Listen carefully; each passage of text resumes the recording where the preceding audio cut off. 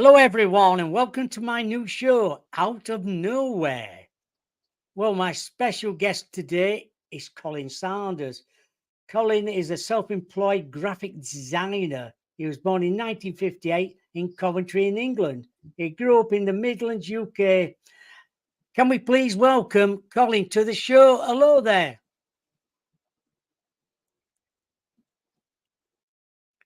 Hello, Colin. Can you hear me?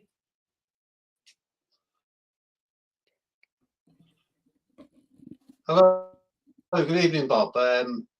Could you hear me okay? Yes. I'm getting a bit of just. Was you getting a bit of disturbance then? Are we still there, Bob? It was. Seems. Can you hear me now? Yes, I can hear you now, Bob. Yeah. All right. For the listeners out there, tell us a little bit It's about freezing yourself. again.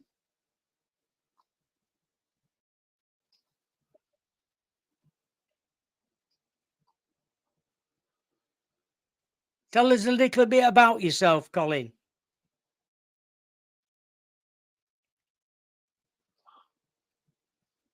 Is it freezing again? It keeps freezing. Yeah, it was working perfectly before we went live. Unfortunately. I know. But it's freezing now. Can you hear me at all, Bob? I can hear you. Can you hear me? Intermittently, it keeps freezing. It keeps. Oh, God. No, you're frozen again. What is it? Me what's freezing, or you? Can you hear me at the moment? I can hear you now. Yeah. Yeah, I can hear you now. It seems to be coming through okay again now. Yeah, it's not freezing at the moment. Let's hope this stays like this. Okay. Yeah. So For the listeners out there, can you tell us a little bit about yourself? Yeah, let's hope we have no more technical problems. But yes, basically, I was never involved with any UFO groups. I had no thoughts of seeing UFOs. I wasn't looking for UFOs. But before getting into the site, I just want to give you a quick rundown of my working career because I believe that has an impact on the models that I made and the drawings that I've done of the craft that we saw that night. I mean, I started off life, and I always have been a draftsman, so I've been drawing all of my life as an electrical design draftsman. Notably, in the early days, I worked on machine tool control and then designed printed circuit boards.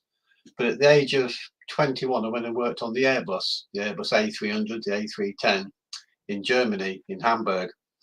I spent a year there working on the fuselage as a draftsman, as an electrical design draftsman. From Germany, I moved on to New Zealand. I spent 18 months over there working in refrigeration, which was quite an interesting career move. Quite a good time there. From there, I came back to England, and I went off to Chevron Petroleum in Aberdeen. I spent a year there working for Chevron. Now, the interesting thing about that was all the flights, really. I mean, I've done a lot of flying already, but obviously in Aberdeen, I'd go offshore occasionally. So we'd fly from Aberdeen to the Shetlands, to Unst, and then from there we'd catch an helicopter, the Sikorsky, out to the platform. And on one occasion, I did fly between two platforms as well on a little Volco helicopter. And think about being offshore. When you're doing drawings, you've got to get it right. When you go back to the office and draw up what installations you've been looking at, if you've missed something and got it wrong, you can't just jump on the next helicopter and go back out to the platform. Probably not. So that in its way was great training for the night of the UFO, to see what we'd seen that night, to take on board all the information, and more importantly, to start drawing it as soon as I got back home. From Aberdeen, the next career move, which is also quite an important one, I went to work for Saab Aerospace in Sweden. in a town called Linsherpin, where they make the civilian aircraft. They also make fighter aircraft there. They make the Gripen there at the moment. Yeah. But, when I was there, I worked on a civilian aircraft. It was a 34-seater called the Saab Fairchild SF340. I spent a year on the fuselage and then another year working in the cockpit, which was really interesting. But again, as a draftsman, so drawing, all parts and instrumentation inside the cockpit, doing the wiring looms in the fuselage, etc. So that was a really interesting job. I enjoyed my time there. I came back from Sweden for the birth of my daughter, actually, and then decided to stay in the UK. I worked at Courtals for a while, a company called Amtico that make design floors and make tiles. So I was design office manager there for 8 years, designing floors around the country, which was really interesting, actually. Surprising how interesting floors can be. Oh yeah. From there, though, I caught chicken pox and I became quite ill. I had post-viral fatigue syndrome, lost my job, and then decided to set up my own business. It took me a while to get going because I was still in a lot of pain, but I started an embroidery design business. So I was still drafting, I was still drawing, but this time I was drawing embroidery. So I'd take Mickey Mouse, for instance, and draw it in stitches and put the colour changes in and sell that to the customer. Well, that started to go quite well, and this was really good because I soon started to employ people, and we was working from home. And this turns out to be ideal because on the night of the UFO incident, the next day, I could not work. I couldn't concentrate. I couldn't concentrate for quite some time. And being as I got my own business and was working from home, I could let the staff run the business while I was busy first drawing the UFO and then making models. Right. So that's the history of my career, which I'm trying to show. There's been a lot of aviation experience, certainly a lot of drafting experience. I spent all of my life. I'm just about to retire this year. I'm 66 this year. I spent all of those years drawing, and a lot of, like I say, a lot of aviation experience. So this brings us to the night of the 31st of March 1999 at 9:50 p.m. So I've been working at home, obviously, with the staff. It's been a normal sort of day. I was looking forward to going out for a bar meal with my wife and my mother-in-law and my daughter. It was my mother-in-law's birthday that day. She was 72. And my brother-in-law was coming along with his French girlfriend, and her French grandparents were over for the weekend as well, and they were staying with us, with him, sorry. So we set off in two vehicles. We was in, my wife was driving. She was in the Ford Fiesta with my mother-in-law in the passenger seat in the front, and I was in the back on the near side, and my daughter next to me, and the other four were in the Range Rover. So we went to the White Lion in Paleton, where we had a bar meal. Nothing exciting happened there. But when we come to leave, I remember we got into the Fiesta with my mother-in-law in the front, my wife driving, and I was looking out the back of the car at my brother-in-law with the Range Rover, and he was helping the old lady get into the Range Rover. She was struggling a bit. So we drove off ahead of them and thought, well, they're going to catch us up on the way back. They're not going to be far behind us. So off we went, and Paleton is a tiny village in the Warwickshire countryside, middle of nowhere. I mean, it's pitch black. It really is. There's no street lights at all. We drove through the country lanes until we came up to the Fosse Way. The Fosse Way is an old Roman road, and it's a straight road, and it runs up to the A5, the Watling Street, another Roman road at High Cross. Right. So as we were coming to the Fosse Way, I think it was my wife said, well, we're turning on the Fosse now. And my daughter said jokingly, oh, there's been talk of Headless Horseman down here. Of course, we all laughed and said, we'll keep our eyes open for him. And then, as soon as we turned the corner, there was these lights flashing away at the side of the road. Absolutely brilliant. They were red with a bit of white mixed in. And the colour was just incredible. And you could see it. And we knew there was no pylons down there with any lights on the top. There's no street lights, and too low to be an aeroplane, too many lights for a helicopter, and it was just flashing away. So we exactly half a mile, because we went back the next day and measured the distance. So we drove towards these lights, talking about them, all excited. Then we stopped the car more or less underneath them. Now, I would say these lights were 100 feet away from us. I base that on steering my friend's narrowboat around the Ashby Canal, which is 70 foot long, you know, and you have to steer it through tight bridges. Yeah. So you got an appreciation of the length of the boat. So there were no more than 100 feet away. And the thing was, there was only lights at this moment. There was no craft. But there were 4 big red lights in a row, on which turned out to be the back of the craft. But like I say, at the time, there was no craft there. These 4 big red lights were tilted at an angle to the earth like that. They were not flat with the earth, they were tilted at an angle. And I remember looking at one of these red lights, and it got like a crisscross effect on it. It looked like a traffic light lens. But you could see it wasn't crisscross manufactured into the lens. It was an effect of the light coming out of the lens.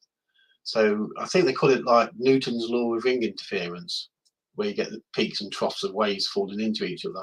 So the beam of light that was coming out was giving the effect of a crisscross effect. But there were 4 of these big, round, perfectly round circular lights on the rear of the object. And then I could see underneath there was a small light off to one side, a tiny light, where it was burning like a Roman candle. That's what it looked like. So we're staring at these lights, thinking, "What on earth's going on here? This is absolutely incredible. Never seen anything like this before in my life." And then the sky sort of seemed to start rippling around the lights. And as it started to ripple, I thought to myself, "My word, there's something there. There's something around the lights. There's an object holding them together. It's not just lights on their own as such." As soon as that thought came into my mind, this thing just decloaked, just like on Star Trek, you know, when the Klingon ship decloaks and becomes solid. This is what happened. It totally decloaked, and then we were staring at the rear end of a craft. Now, as soon as it decloaked, what it did then, if this is the craft, the nose rose up in the air. If I get this little model here. Yeah, that'd be good. The back was towards us, like so, and it was tilted at an angle. And then it rose, the nose rose up in the air like a submarine underwater. It floated up in the most peculiar fashion. Now, if it had tilted from the middle of the craft, it would have struck the ground. It was that low. So the rear of the craft stayed where it was, and the nose floated up in the air like this, right in front of us. So as it floated up, you could see the surface was like liquid. It looked like liquid nitrogen or something like that, flowing up and down on the surface. But on top of the surface were these beams that were interlocking, these silver beams. I'll show you on this this model here. This is the final model that we've produced, 3D printed. Now, if I get it into the right light, you'll be able to see the rippling effect on the surface. You can see the rippling underneath the silver beams. So it's like a liquid surface on the craft. So as the craft lifted up, I remember thinking, my God, aliens do exist. Abductions must take place, and this explains mysteries from history, like pyramids and things. Anything that's gone on in the past that we don't understand, I think these guys have been involved. I've got the feeling straight away they've been around for years. And so we're staring at this craft now, and we're shouting, "Stop, stop, I want to get out." I have to say, me and my mother-in-law, we were desperate to get on board. We were so excited. But I think my wife and my daughter were a bit apprehensive. I mean, you knew straight away it was not from this world. You could just tell the whole thing was so surreal. I mean, it was totally silent as well, and it was right next to us, this thing the size of a house when it decloaked. So what my wife did, she drove forward to where are we? She drove forward to reverse into a gateway. Excuse me, which took us more or less underneath the craft. So as she pulled forward, there was a big hedge, and it blocked the view. And I thought to myself, if it's going to go, it's going to go now when we can't see it. And sure enough, she reversed into the hedge. We jumped out of the car, and it was gone. There was nothing there at all. In the distance, there was another craft going away, and I looked at that, and I could see it was quite a distance away, but you could see 4 big red lights on the back of it again, which is not like any normal aircraft. But this one was huge. It was like the size of a football pitch. Even though it was at a distance, you could tell it was a big craft. And I said to the girls, "Look, there it is. It's over there now. It's grown in size. It's absolutely massive." But I didn't know anything about UFOs at the time. You know, it was just an exciting moment. Later on, I realised it must have been the mothership that was going away, and perhaps the little one went back to it, but we didn't see the little one depart. But we stood there, and it was silent. You could hear a pin drop. There was nothing. There was no traffic, no other airplanes, no animal noises, and it is in the middle of nowhere, absolutely pitch black. So we sort of stood there just looking for a while, and then got back in the car. We noted what the time was, and set off home. So after about 15, 20 minutes, we arrived home. Now, my brother-in-law lives next door to my mother-in-law, and we were surprised that when we got back, there was the Range Rover. Not only was it already there, but the people inside were out, and they're inside the house having a cup of tea. So they obviously arrived home before, quite a while before we arrived home. But we had no missing time, although we don't know what time we left the pub to what time we got back. But it did seem very odd that somehow during the course of it, the Range Rover passed us without seeing either the car or the craft itself. So it sort of only seemed to happen to us on that night. Now, that's what I call the nuts and bolts of the experience, because there is some more to it. Now, for the first 20 years, I didn't really talk about the other little bit that took place, high strangeness, we'll call it. But we'll come back to that shortly, if that's okay, Bob. No problem. I suppose when you got back, what happened from there on? You being a draftsman, I suppose your mind was ticking over. How do I explain this? Yeah, so the first thing we did when we got back, because I was so excited, we started doing drawings. So I did my own drawing, my daughter did the drawing. Now, unfortunately, my wife, who was driving, she saw the lights as we drove up to them, but she was keeping an eye on the road, so she never saw the craft actually materialise. But my mother-in-law saw it materialise, and she didn't draw it, but described it as a triangle with, she said, girders on the surface. I described them as like beams, silver beams interlocking on the surface. And my daughter drew the triangle as well with the beams on the surface. So that was, while it was still fresh in my mind, made as much sketches as I could of the craft. Then the next day, which was April Fool's Day, by the way, which made my job a little bit more difficult, trying to convince everybody what we'd seen the night before. Yeah. I started producing drawings on AutoCAD. When I worked at Courtals in Coventry, I became AutoCAD User of the Year in 1992, I think it was. Here's my trophy for the AutoCAD. Oh, brilliant. Use. So first of all, I used AutoCAD to draw the craft, and then I started using CorelDRAW as well to produce coloured versions of the craft. And I printed these out, and I made some. Then I folded them. I made some paper models for a start, and then I thought, oh, now I'll build a proper wooden craft. So I got some dowel in and built a triangle, and stuck these prints from CorelDRAW onto the craft, and made my first little 3D proper solid craft. Now, I kept that in a van that I used for work. That was the last time I saw it. The van was broken into on the driveway. Excuse me. And somebody stole the cassette player at the dashboard, which was old and not worth anything. And I didn't realise initially, but they also took the model of the UFO as well. Now, when I took the vehicle to be repaired, where they'd broken into it, a friend who was repairing it for me said it had been professionally broken into, and he couldn't understand why somebody would, with those skills, would break into an old Astromax van to steal a cassette player.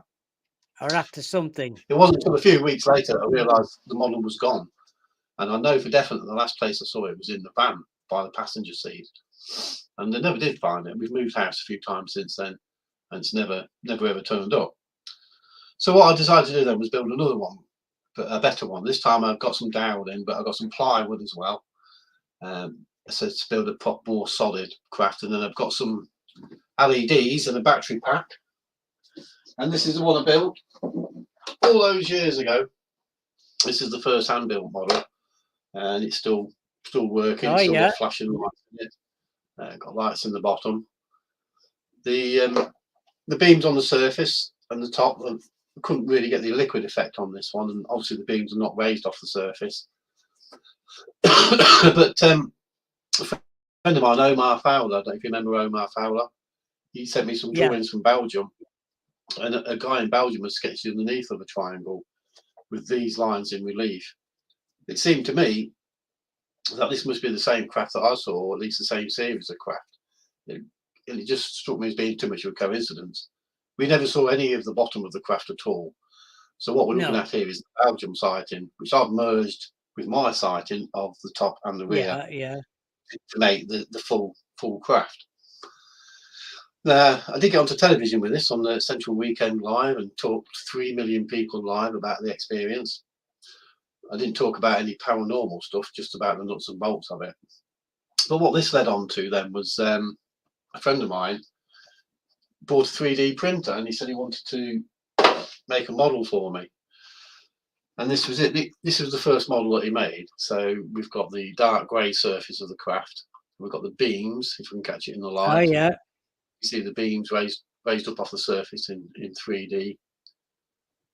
Ah, you can see it there, better there. Yeah, you can see it there. A central white core, and then the bottom as well. And these, I'm not sure I've got batteries in this one at the moment. No, the batteries are flat in this one, but these all lit up, which was great. We've now got the beams raised up off the surface, but for some reason I just kept on at this, and I wanted them to look more like the original that we saw that night. So I said to my friend, if I sell a few of these triangles on eBay, will you make me a larger version? And he agreed. So he also built one or two others, like this flying saucer we've got in the background here. He made a cigar as well. So I sold a few of those, and then, as good as gold, he then built me this one. This is the final version. The lights are not showing up very good with the lights of the lamps in here, but oh yeah, I can see that. This is the final version. Good. What we've got here is you can see the liquid surface, but then you can see the beams that are on top of the surface that are interlocking. I mean, he's made a fantastic job of this model. Also, you can see on here a central white beam where the top and bottom of the craft are joined together, and they rolled over. The top and the bottom rolled over to this central core. Excuse me, but we'll get to how I know that in a second, actually. But that was the final model that my friend John built for me. It's absolutely fantastic. It is, he's done a good job. An exact copy of the. Now, what I did with that, I decided to go and do a presentation at the Outer Limits magazine conference last year in Hull. And whilst I was there, I was chatting to the Kinsella twins, and Philip suggested that I write a book. Well, I'd thought about it in the past, but only doing it when I retire, not doing it last year. I didn't really have the time. But when I came back from the conference, I thought, well, I'm going to write a book. And that's how the book came about. I sat down and wrote about my own experience, and then started collecting all the information that people had sent to me over the years, and collecting new information as well.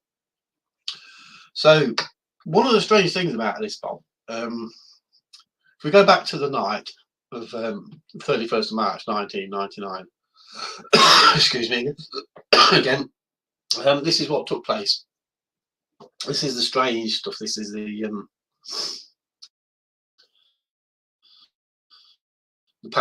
paranormal bit that took place, if you like. As the craft was tilted like so. I'm staring at one of the lights. In fact, I'm staring at this one, the highest one, when the craft then materialised. Now, as the craft floated up like so, in front of us, all of a sudden, it was like somebody had put a pair of binoculars in front of my eyes, because I could see it interlocking like this in 3D. Then I could see the nose. The nose was so close, and on the bottom were rolled onto a central white core. So there were 3 close-up views. Like I say, just like somebody put some binoculars in front of my eyes. Without those close-up views, I would not have been able to have built such an accurate model. And afterwards, like I kept talking about it for days with the family, and I decided in the end that I had an out-of-body experience. That's the only thing I could think of how I got close to the craft to be able to see the detail. But what happened then? They used to have conferences in Leeds, run by Graham Birdsall. If you remember him, used to do the UFO magazine. Yeah, I do. Yeah. Graham and Russell Callahan. I met a lot of interesting people there over the years at the conferences, Stanton Freeman and Dr. Roger Lear. But I also met Bud Hopkins. And I got 5 minutes with Bob, and I told him the story, told him what had happened and how the craft had materialized and then floated up in front of us. And that I'd had this out-of-body experience and got these close views of the craft. And he said to me, no, he says, that wasn't an out-of-body experience. That was images placed in your mind by the aliens on board the craft.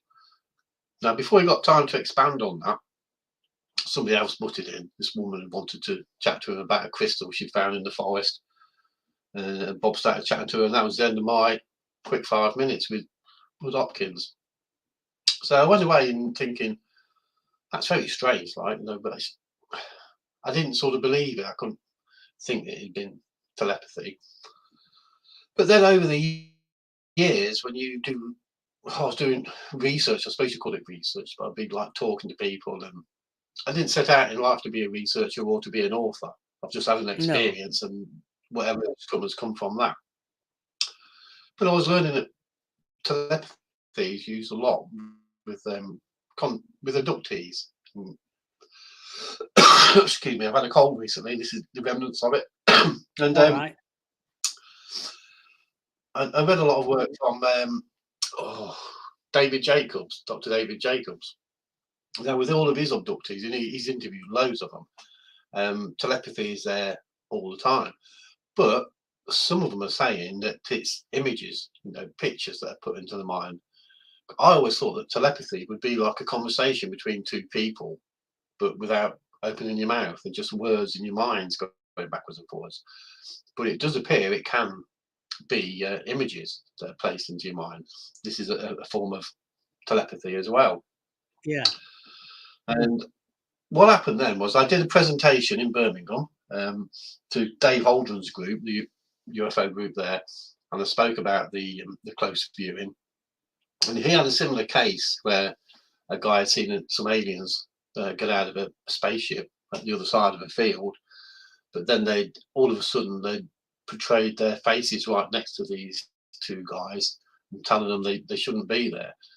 And they said it was like they projected their image across the field right next to them. So I thought that was interesting. But then a coincidence, within a couple of weeks of that, I received an email from a gentleman in America. Now, he said to me, he hadn't reported it to anybody, but he'd had a close encounter with a triangle, a very close encounter. And during the encounter, he got 3 images placed. He says, just like you, I had 3 images placed in my mind. And there were 3 separate images of parts of the craft, of like the blown up sections. So you could see 2 of them from the outside, and he thinks one of them was the inside of the craft. And when I read the email, like the penny dropped. I thought, wow, yeah, eventually, after all these years, Bud Hopkins is probably right. That makes more sense now. So what happened on that night, it wasn't a out-of-body experience, but it was images placed in my mind by those on the craft, or alternatively by the craft itself, because the craft looked like it was alive. It looked like it was organic, even though it was clearly manufactured. It looked like a living being, if you, in a way, a living creature, even though it was obviously manufactured, like I say. So either the craft or the occupants of the craft placed images in my mind of details of the craft that allow me to build this fantastic model. And I've started talking about that now. I've done it in all my podcasts because that's what took place, and I can't see the point in not talking about it anymore, because it is becoming a bit more common knowledge that people who have experiences go on to have other experiences. I think Louis Elizondo, he calls it the hitchhiker effect. So the hitchhiker effect, you have an encounter and then other things happen to you afterwards. So I started to have, after the UFO encounter, I started to have some weird paranormal things happen. So in the end, I kept a list of them and the dates as best I could. And then just write them all down, and I put them all into the book. It started after the UFO event, not before the UFO event. Now, I'll tell you this one, and it sounds crazy. I don't want to discredit myself, but this is what happened. I was fishing on the River Soar in Rothley, and I was in a match, but I was in a field on my own. It was great. I was standing in the river with my waders, having a really good time catching chub and roach. It was brilliant. And then I heard 4 footsteps coming across the field towards me. So I thought I'd climb, make myself known, because it could be some of the farm workers down there shooting, because they do that occasionally, or whoever. But you know, I was, to be polite, because I got all my tackle spread out on the towpath, I climbed up there. Now, to my surprise, there was no one there, but the footsteps were continuing, and the 4 heavy footsteps are coming towards me. And now I'm starting to panic because I can't see a single thing. And I'm wondering, is it a big cat? So what I did then, I got in my rod holder, I got a spike from my umbrella. And I thought, I'll go back down the riverbank and get it to jump on me and impale it on its own weight as it jumps at me. That's how nervous I was, and that was my game plan. Yeah. But whatever it was, walked from left to right in front of me without moving a blade of grass. It was really close, I don't know, 6 foot away. 4 heavy footsteps going away, and as it went away, I started to shout and clap my hands. Then I got the poles that hitting the grass. I don't know why, because I could tell straight away there was nothing there, and it just faded away.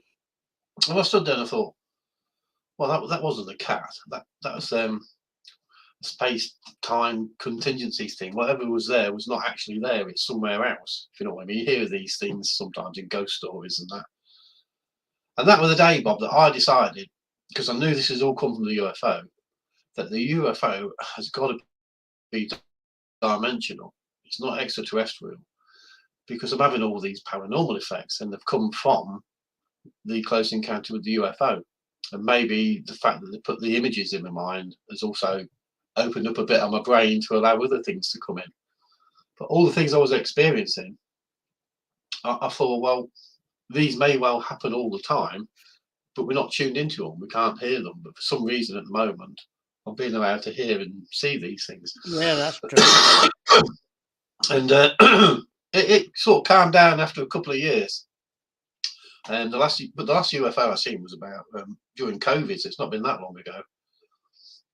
But it has definitely quietened down. But the first sort of year, 18 months, there was quite a lot happening. It's been very interesting. Colin, I've got a question from Colin. From Alex. I'll put it up there. You'll be able to see it. Any thoughts on the theories of phenomena you would like to share? Well, I suppose the biggest one is the fact that I believe them to be dimensional, not extraterrestrial.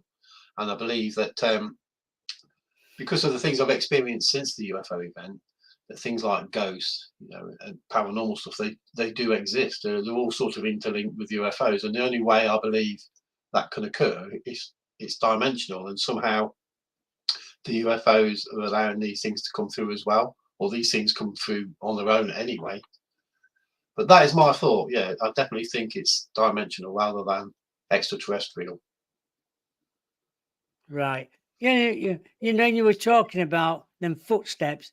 I've had that happen a few times around people where they said, I can feel something around here. It's past us, and then it's vanished. Yeah, so I've heard it myself a few times. Yeah, I've heard other people talk of it, when if something invisible has walked up to them, walked around them, and then walked off again. I remember reading that in one of the UFO magazines that Graham Birdsall used to produce. I never could find the article again. I did try to find it, but yeah, so I am convinced that these things are dimensional. And like I say, other things that are coming through are dimensional as well. Oh yeah, I think they are interdimensional. They can come into our time and then just go again. Yeah, yeah. I mean, the craft that night, we assume it shot off really fast and went back to the larger triangle, but we didn't see it happen, so we don't know 100% if that's what happened. It may just have vanished in thin air again. But the lights are not lights to be used like navigation lights. When we first approached it, there was no craft. So I've got this model here that my friend built for me, and this is basically a transparent triangle because I was trying to show people just Right. how bright these things are when you get towards them. When we Oh, they look came bright. underneath, Yeah. it was as bright as this, with the Blinding. nose tilted down.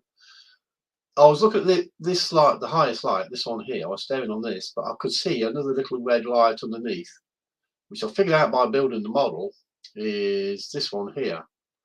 Yeah. So that's underneath it.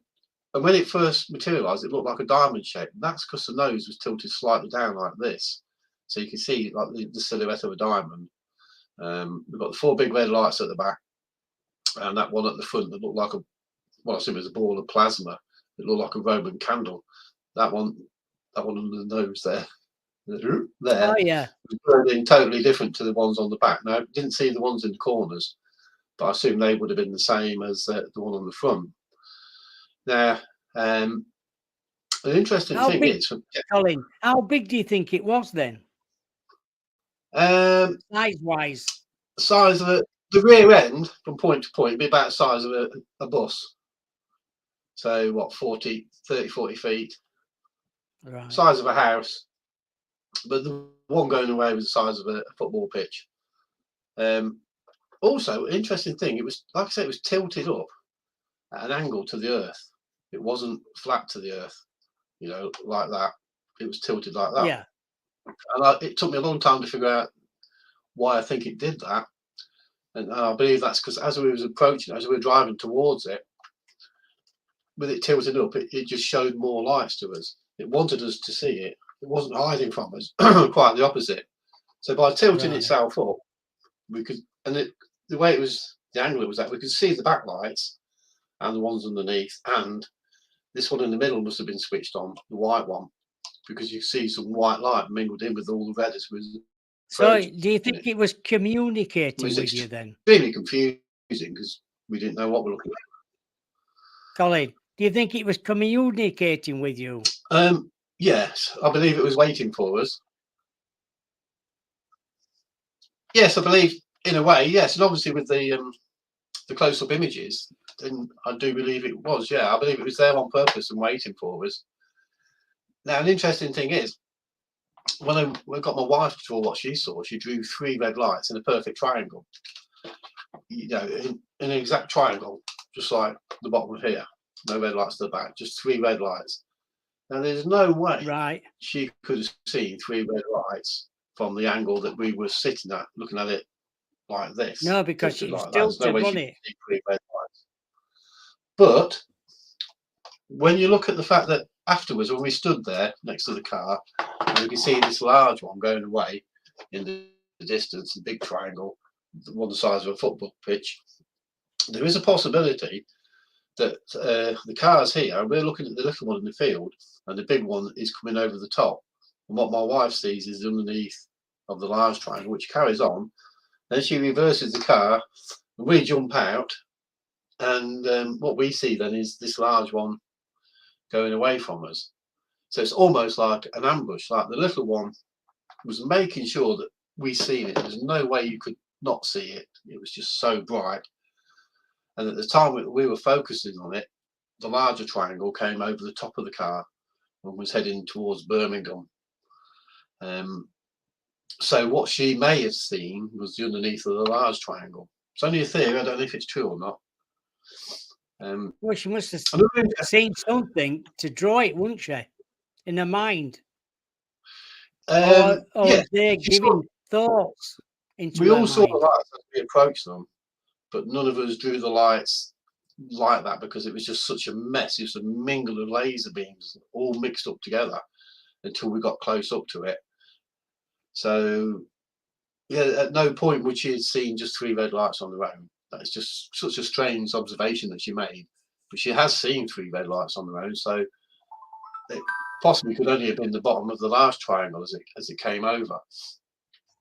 Another interesting. Colin, you were saying about you don't think you had any missing time at all then? No, but we could have lost 5 or 10 minutes without knowing, maybe even 15, but no more than that. But it didn't feel like there was any lost time. Although my wife was a bit, because she didn't see the craft. It's strange, really. She should have been the one sick. She was the one who's into Von Daniken when we were kids. Like, she read the book first. But on the night, it was only me, my mother-in-law, my daughter, who saw the craft materialise and see the triangle manoeuvre. My wife didn't see that at all. But when I went back the next day myself to measure the distance, when I turned onto the foss in the daylight, and you look at the vegetation, there were trees in the way and bushes and hedges. There's no way we could have turned that corner and seen those lights with all those trees in the way. It was almost like it was different scenery.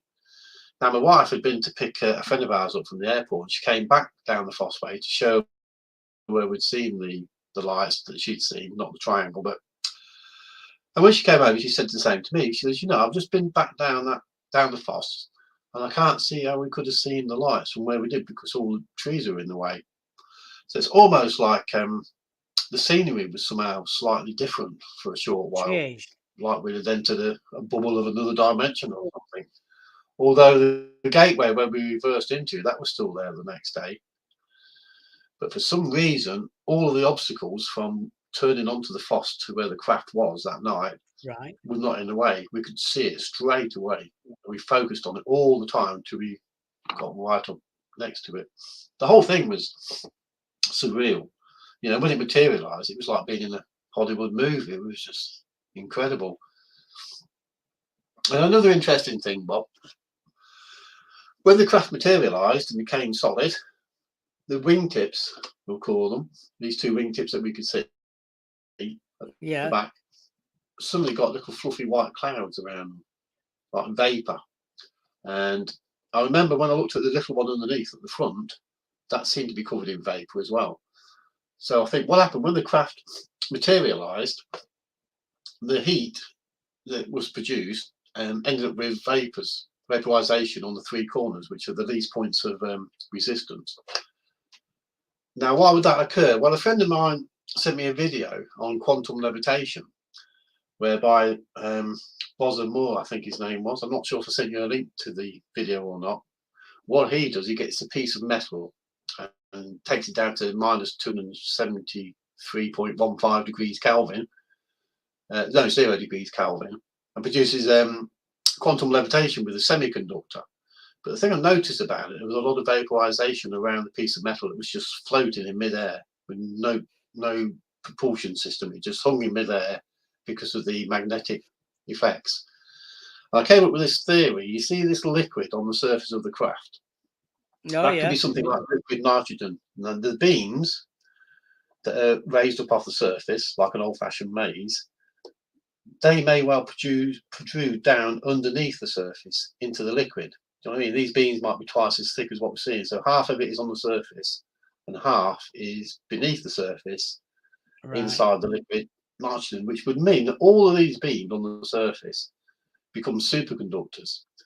And once they become superconductors, you get quantum levitation. So the craft can just sit there in midair without any propulsion system and just defy the laws of gravity as we know them. So that is a theory I've come up with for what the liquid is about and the beams on the surface, because you do get a lot of reports of triangles with like refrigeration type beams running along them. I've got a picture in my book from Michael Schrack that shows a craft there completely covered in pipework. Well, I believe that pipework's probably carrying the coolant, which is causing them to become semiconductors, superconductors, sorry. But that's just a thing. I don't know if it's true or not, but certainly on the when it materializes. What I'd like to know as well, Colin, is all this sighting. Does it run in your family? Is any other person your dad or your mother, did they ever see it or interested in UFOs? Unfortunately not, no, because my dad died when I was about 20 and my mother left when I was 3. So I never got a chance to talk to them about this sort of thing, but they certainly never mentioned it. So no, in our case, no. My daughter has seen a ghost when she was younger, a proper full solid ghost. But no, not really. I can't put it down to being family That's members. I've all got right. 2 brothers and they've not had any experiences. It's just myself for some reason. So then I decided to write the book, which is why we're here today, the Triangle of Yes. UFOs of the United Kingdom. This is the book available on Amazon. So, Brilliant. so what I did, I put my own story in there, and I talked about the paranormal effects and the telepathy, but there wasn't enough really to fill a book. So I started to put in other people's sightings because it would make sense. So the people who've written to me in the past over the years, plus the sightings I got from John Hanson and Omar Fowler, the late Omar, who was a good friend of mine. And then a lot of people were writing in as well through social media with their experiences. Now, what I started to do was ask people if they'd had any paranormal experiences as well as UFO. And Bob, more than 50% were saying they had. It was just such an eye opener. All these people have been seeing ghosts and stuff, and then it's a bit strange because to them, it seems like most people see things when they're young and see stuff over the years, and then eventually end up seeing a UFO. Whereas to me, it's been the other way around. It started off with the UFO and then started to have other experiences afterwards, which has been Right. quite mind blowing. I have to say, it's been in engineering all my life. It's been quite an eye opener to go through all of this. It's been really interesting. I wouldn't have changed anything. It's fantastic. It's exciting stuff. So in the book, I've got 130 different sightings of triangles, close encounters, some as close as mine, some closer than mine. Some people have actually touched triangles, which I find quite amazing. I do. And some of the cases are just incredible. If I just read you a quick one, Oh, yeah, please. Yeah. just give you a flavour of some of the stuff that's in the book. I must admit, primarily I wrote the book to talk about my own account and the paranormal stuff that took place. But obviously, to fill the book out, putting all these other sightings, and it's been quite an eye opener for me reading all of these and collecting all this information together. It will do. So this is just one story from a lady who phoned me up twice, excited. So I've got no reason to disbelieve her or any of the witnesses in this book. So this is what she was saying. My friend was 3 years older than me, and we were unemployed at the time. We decided to go and visit Dad's property, 10 to 15 minutes walk away, and we arrived at 9 p.m. The house had a football pitch just beyond the back garden with wild space surrounding it. The weather had been dry all day. When we came to leave late that night, we glanced over to the football pitch via an entrance. We both spotted the mist and the triangle. So we both decided to go and investigate. It was more of a pyramid, and the object was the size of a council house and not quite on the ground, but hovering just above the ground by about a foot or two. The pyramid looked to be made of glass and was transparent. I could see swirls of coloured gas inside, yellow, blue, green, in fact like a rainbow. As they approached the pyramid, it backed away from them, but when they backed away, the pyramid returned to its original position. The craft then became solid. In fact, Lindsay described it as metallic with Egyptian hieroglyphs on all sides, and one of these hieroglyphs was a man with a bird's head carrying a long spear. Lindsay and her friend became nervous and decided to go home, where they believed they lost between half to 3/4 of an hour in time. Lindsay's friend plucked up courage, went back to the football pitch, but the object and the mist had now gone. So when she told me that story, she told me it twice. She was ever so excited. I mean, that just tying in ancient Egyptian hieroglyphs with aliens and modern day triangles. Yeah, of And course it does. it's absolutely blew my The mind. point about it, Colin, a lot of years ago, people would not have talked about it, kept it to themselves until appropriate time when they want to talk about things like that. That's right. I mean, there's been a lot of ridicule over the years, but I myself personally have not had any ridicule from my side, and I've come out with all the nuts and bolts, and I've come out with paranormal stuff, and Yeah. nobody has knocked it. It's been really, really good. I'll just read you one more out of the book. Oh, yes, This is please. this is a guy called Charles B. December 2011. Basically, right, here we go. He said, I discussed these things with my daughter and we decided to look through the light and try and get closer. They'd seen a light in the sky and they thought it was a UFO. I think he'd seen one or two, but we saw it one night moving over the Modon area of the town. My ex-partner tried to say it was Venus, but Venus was also clearly visible and the object was also clearly visible. My ex's daughter, who was 7 at the time, became hysterical and said it was aliens. We pursued the object, which was very bright, but as we followed slowly in the car into North Yorkshire, it seemed to be getting lower.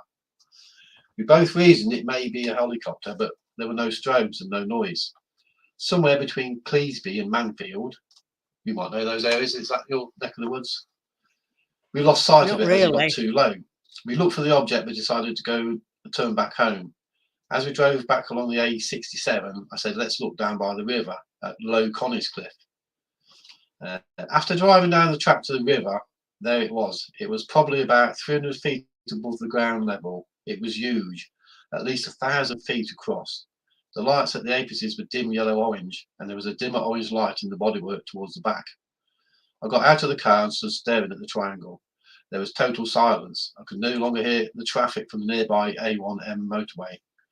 The body was black and it blocked out the stars. I could see stars around it and also a nearby farmhouse on the hill south of the river. It also seemed to block out the breeze. I don't know whether I got closer to it or it to me, but I seen right underneath it. I could see black channels etched into the underside of it, which would have made me think the docking mechanism. It just seemed to be a few feet above me. It seemed to be made of a slate or graphite material, very dark grey and smooth matte texture. I could feel the presence in my whole body. The dental implant was vibrating in my mouth. I could see the channels covered the underside of the craft. They're probably 6 feet across and of a similar depth. I raised my hand and touched part of the craft's body between the channels. I was terrified. I even thought it could harm me, but I did it anyway. I pushed my fingers over it and then put my entire palm on it. It felt like a hard kitchen worktop with a matte finish, but it was not cold. The next thing I remember is my daughter shouting me to come back to the car. She hadn't wanted to get out of the car. So that is an example of somebody actually touching a triangle. And can you imagine the maneuverability of these triangles? It's 1,000 feet across this craft, and to come down that low that he can actually just stretch up and touch the underneath it. That's amazing. Yeah, these people are not making these things up. I can't use his real name because he's involved in some sort of protection, as a professional person.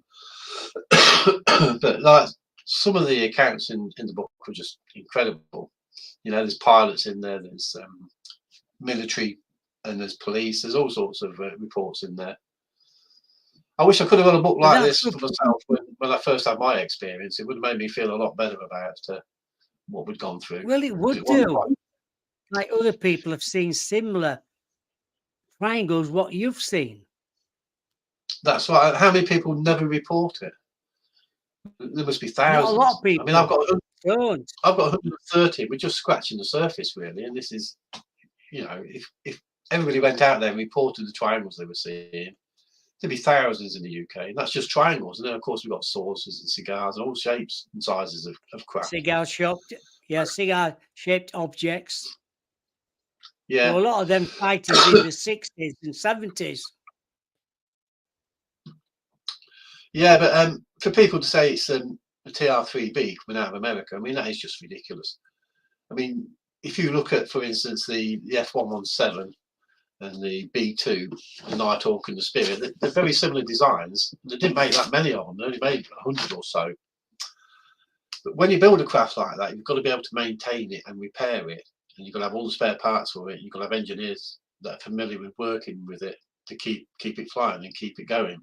So you don't keep changing them. You don't like if you have 100 F117s, you don't make them all different. Otherwise, you could have a No, nightmare you trying to don't. keep them all going. But having said that, somebody somewhere on that other dimension is doing that, because there's never any two craft exactly the same. Out of these 130 I've got in the book, there's no two exactly the same. There's different light They're all configurations, different. different sizes, different bolts on them. They're all different. If these were man-made, they'd all be the same, or pretty much the same. You know what I mean? Of course they I'm would. not saying they're not trying to engineer some sort of fantastic triangular craft. You know, whether it's a TR3B or whatever, I don't know. Whether they're back engineering, no idea. I can imagine one day Where when do they you do think, come out with you it, know, they'll say it's where been do you around for think, years. Colin, where do you think the future lies then? Sorry? Where do you think the future lies in ufology then? Well, it seems to me people can be quite easily led, you know, because when I'm on the Facebook talking about the triangle, the amount of people who keep saying it's TR3B, TR3B, they're not doing proper research. They're getting all the information from social media and not getting out and talking Correct. to people. And people can be easily steered, can't they? I mean, I think we've been steered, obviously, Yeah. for years into criticising the UFO subject. You know, if you go down the pub and say you've seen aliens, people think you're crazy. And they're very good at manipulating us like that. So I think for UFOs to become more commonplace, I think they're going to have to do the come out with the fact that they're real. Disclosure is the word I'm looking for. I think the aliens Yeah. themselves will have to do disclosure. I don't think our governments are going to do it. But No, I don't. But if they had the possibility, if you do know about aliens and you've got alien technology and you're the first to come out with it, it would turn you into a superpower, wouldn't it? So whether Russia and America and China are trying to crack all the secrets of UFOs and the technology, I don't know. I would imagine they are. I imagine they are taking it I'm seriously. sure. I'm sure we've all got secret projects what we've had for years. Yeah, I'm sure we have. Yeah, and like I say, when they finally come out with a triangle, they'll say this has been around since the 70s, and it Oh won't. yeah, I don't think they have.